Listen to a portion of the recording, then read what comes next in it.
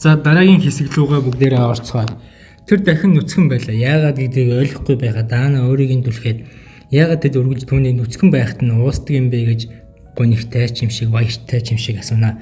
Шүүжэн түнд ус бохир байсан болохоор хувцас тайлахаас өөр аргагүй байсан гэдгийг хэлв. Тэд хамтдаа усанд орж Даана олон хоногийн дараа анх удаа сайхан амарч алжаалаа тайлнаа. Шүүжэн гэртээ ирээд хаа нэгтээ яваад ирэхээр тэр гэр гэдэг хамгийн сайхан газар юм гэдгийг дандаа ойлгоно.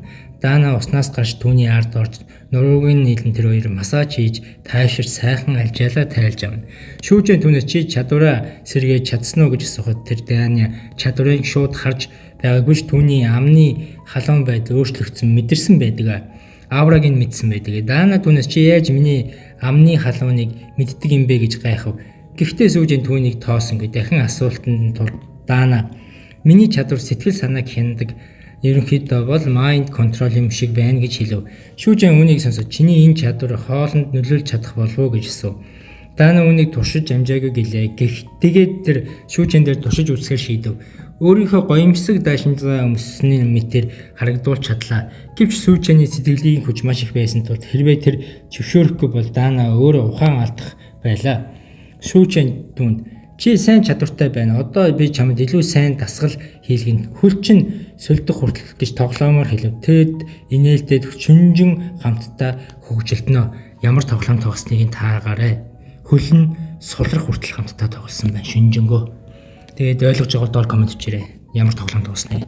За өглөө Шүүжэн түнд буу барих буудахыг зав. Хоёулаа нийлж үлдсэн мангасуудыг устгав. Шүүжэн түнд сэтгэлээ төвлөрүүлж дараа нь чигдүүлээд гал гэж зав. Даана талархаж байсан ч тэд шинжлэх ухаан технологийн их сургууль руу явхад төлөвлөгөөтэй байсны санаад яагаад гинэд буудах сургуульд хийлгэж байгаа юм бэ гэж гайхна. Шүүжэн түнд чи хагас өдөр чадвараа болон буудах ур чадвараа сайжруул. Энэ аялал чиний өөрийгөө чи хэрэгтэй хүн гэдгийг над батлах ёстой гэж хэлв. Тэд усанд сэлэх хурдан заваар явлаа. Яагаад ч юм Шүүжэн түнд туулайн хувцас өмсгөөстэй байдаг. Даана ингээд хувцлаад гадаа гарахад зүгээрөө гэж асуув Шүүжэн. Одоо бол ер нь бол дэлхийн сүүлийн үе юу ч өмссөн байсан хүнд ч хамаагүй хэн ч чамайг зогсоохгүй хүнд ч чамайг тоохгүй гэж хэлв. Даана түүнээс чи өмнө шинжлэх ухаан технологийн сургуульд очиж байсан юм уу гэж асуухад Шүүжэн. Тийм ээ би нэг найзтайгаа очиж байсан. Тэр амьдарч байгаа болов уу гэж би бодож байна гэлээ. Даана сайн хүмүүсийн хувь тавилан сайн байдаг юм битгий санаа зов гэж тайлбарлана. Тэд цаашдаа явсаар сургуульд хүрэхэд тэр газар аль хэзээ сүрчихсэн. Дараа нь бүрэн өөрчлөгдсөн байлаа. Гэтэл гинэд Шүүжэн ямар нэгэн сонин зүйл мэдэрч Даанаа нэврээд хамгаалав. Тэр мөчид хэн нэгэн тэдний зайв руу буудав. Буудагч хэсэг зогсоо та хоёр энд юу хийж байгаа юм бэ? Энэ бол мутацлагдсан хулгунуудын хаан гарч ирж байсан шинжлэх ухаан технологийн их сургууль шүү дээ гэж хашгирлаа. Шүүжэн үнэндээ тэнд нэг зүйлийг шалгах гэж ирсэн ч түүний нууц би хүн төрөлхтний хөгжлийн холбоо Federal Bureau of Evolution эсэх гэж ирсэн гэж худлаа хэлв. Харин буудлагын хамгаалагч түүний сонирхсонгүй харин түүний хажууд байсан туулайн хувцастай Дааныг сонирхож эхлэв. Тэр Даанад намайг баярлуулвал би хаалгыг нээж бас болох юм гэж хэлэхэд Шүүжэнийг хөнхөнд оромжилчих шиг боллоо. Шүүжэнд Даана хоёр тэгхийн оронд хуурам мэхлэх түнд гахай шарсан мах Брэзер Брок өгье гэж санал болгодог. Хоолыг нь харангуйтаа хамгаалагч нар бодол шууд өөрчлөгдөж хаалыг нэн даруй нэ гэж тушаалаа. Тэр олон жил мах идээгүй хүмүүс байсан тул тэд завээ зогсоогоод хамгаалагчид хоолыг нь авах гэж яаран өөрийн хамтрагчдаа тэдний дотгош дагуул гэж хэлв. Харин өөрөө хоолыг нь ганцаараа идээд авч явлаа. Тэрнийг мдээгүй зүйлс нь Шүүжэн Даана хоёрын нүүрэнд муухай инээмсэглэл тодорчсон байдаг. Учир нь тэр жинхэнэ мах идээгүй. Даана өөрийн чадвараараа мангасын гараараа хийсэн хуурамч мах идүүлчихсэн зүгээр л яг өндөө үхсэн зомби идчихсэн л гэсэн. Хуурамч мах идснээ дараа хамгаалагч нар тэдний дотгош нэвтрүүлэхийг зөвшөөрөв. Шүүжэн дараа лабораторийг аваачиж болов. Гэвч харин нөгөө хамгаалагч илүү найрсаг байж тэдний гол байр руу дагууллаа. Тэнд олон хүн өлсөглөн ядарсан харагдаж байв. Доор давхарт хөгшин хүүхдүүд болон ядуу хүмүүс байв. Хамгаалагчдад би та хоёр цэвэрхэн өрөө олж өгье гэж хэлдэгэ. Тэд ярилцаж байх үед нэгэн жижигхэн охин тэднэр дээр ирээд тэр охин яах втэ хүндрэлтэй толгой нэргээд байх шиг байлаа. Даана түнд юу болсон бэ гэж асууад охин зүгээрээ жаахан өлсөд байна гэж хэлв. Даана түүнийг өлсөглөн байгааг ойлгоод ээж аав чинь хаана байгаа юм гэж асууад охин. Тэд хоол олохоор яваад одоо хүртэл ирээгүй гэж гунигтай хэлнэ. Магадгүй өгчихсэн байх. Даана түүний талхны нэг зүсэн мөчи энийг түр идэрэ гэж хэлв. Охин эхэндээ үгүй. Тэгвэл та өөрөө өлсөх байх гэж татгалзав. Даана бие өсөхгүй чи дээрээ гэж тайвшруулахад охин итгэсэнгүй.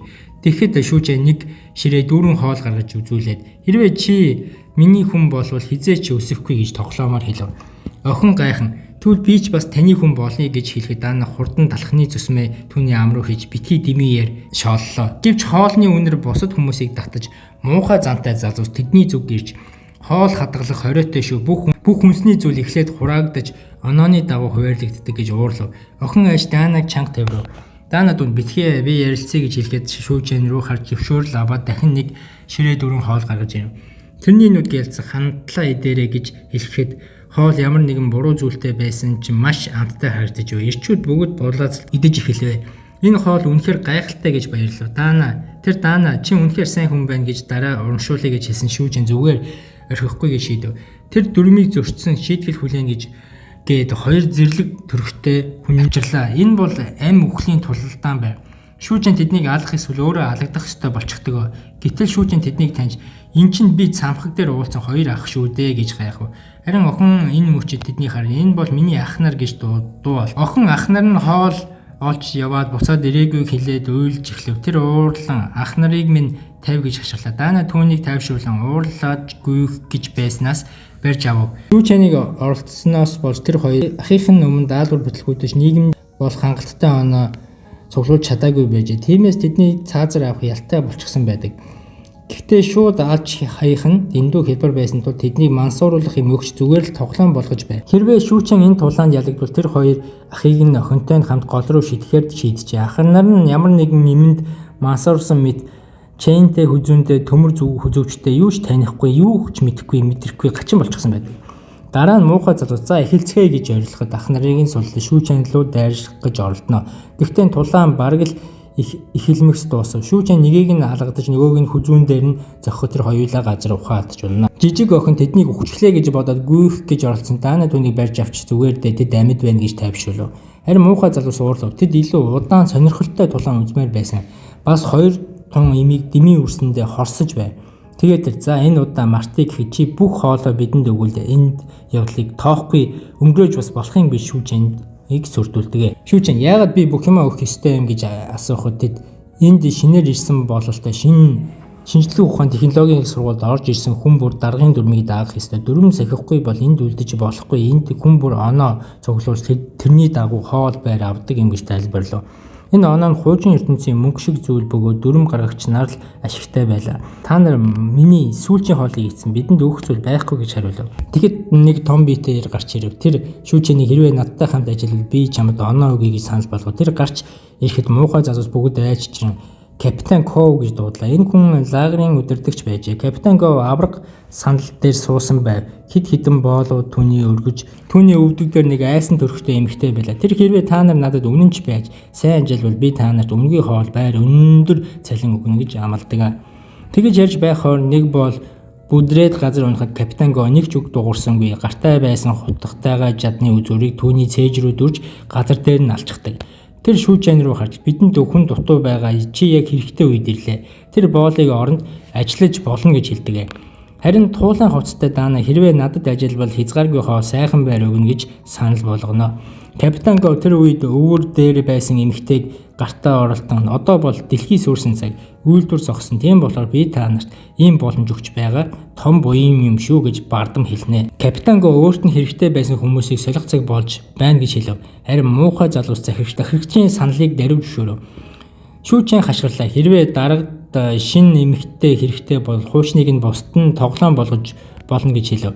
Гэтэл Капитан Коу гинэт хамар нь үнэр аваад та нар юу ийдсэн юм бэ гэж асуув. Учир нь өмнө нь Даанагийн өгсөн махыг идэхдээ тэд дараагаас зөвшөөрөл авгүй байв. Энэ бол тэнд үхлийн ялтай хэрэг байлаа. Тэд шууд газар унаж гуйж хэллээ. Дараагаа уучлаарай. Дараагийн удаа юу ч олсон хамгийн түрүүнд танд өгнө гэж гоо. Гэхдээ Капитан Коу дуугаад би ийдсэн чин сонирхохгүй байна. Харин энэ үнэр чин аимшигтай муухай байна. Та нар баас ийдсэн юм уу гэж уурлав. Тэр үнэн шүүжэн Даана хоёрыг гайхшруулв. Яагаад гэвэл тэр Дианагийн оюуны хяналтын чадварт огт автахгүй байсан юм. Муухай залуус би шүүжэний өгсөн хоолыг эзэн гэхэд тэдний толгой дээр хяналт алга болж гинэ жинхнээ юу ийдснээ ойлгов. Тэдний ходоод өвдөж бүгд жорлонгүй. Капитан Коу санаа алдаа. Яагаад би ийм тэнгуүтийг хүрээлэгдсэн юм болоо гэж бодов. Нэг өдөр бүгдийг нь сольж ухаантай хүмүүсийг авчирна гэж хэлв. Шүүчэн тэр хүнийг анзаарахад тэр маш хүчтэй мэдрэмж төрүүлж байсан чи ямар нэгэн тусгай чадвар илрээгүй. Гэхдээ түүний нөлөө дангаараа Данагийн сэтгэлийн хяналтыг эвдэж чадсан байна. Шүүчэн энэ хүн ямар нэгэн онцгой зүйлтэй гэхдээ сайн хүн биш нь тодорхой гэж бодлоо. Тэр одоо л бүгдийг устгах чадна. Гэхдээ ингэх нь дараа хийх ажлаа хүндрүүлнэ гэж шийдэв.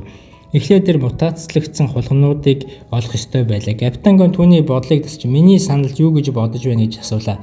Шүүчээ надад сонирхол төрөхгүй байна гэж тайван хэлэхэд Капитан Гон нэг өдөр чи өөрөө над дээр гуугээд ирнэ гэж хэлв. Тэр дараа нь хамгаалагчдын дууд нь чи миний оронд үүрэг гүйцэтгэх одоо би явна гэж тушааж явхад Данагийн сайн харж байгаарай тийм халуухан эмэгтэй олдох нь тун ховор шүү гэж хэлдэг.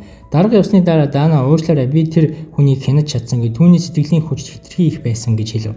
Шүүчэн түнд зүгээрээ энэ чиний буруу биш. Хэрвээ тэр залуус усны мангасны мах идчихэд үхээгүй бол энэ лагерт ямар нэгэн сонин зүйл байна гэж бодлоо. Бид болгоомжтой байх хэрэгтэй юм байна гэж анхаарлаа. Тэр үед нэг хүн тэдэнд ойртож ирээ та хоёр хамгаалагчдыг уурлуулчихлаа. Хэрвээ аюулгүй байхыг хүсвэл намайг даг гэж хэлв. Энэ хүн бол шүүчэний таньдаг юм шиг байгаа юм. За ингээд part 10 энэ хүрээд дуслаа. Тэгээд та бүгд жоохон лайк, subscribe жоохон нэмээд өгөөрэй. Тэгэх юм бол би урамшаад бүр хурдлаа шүү.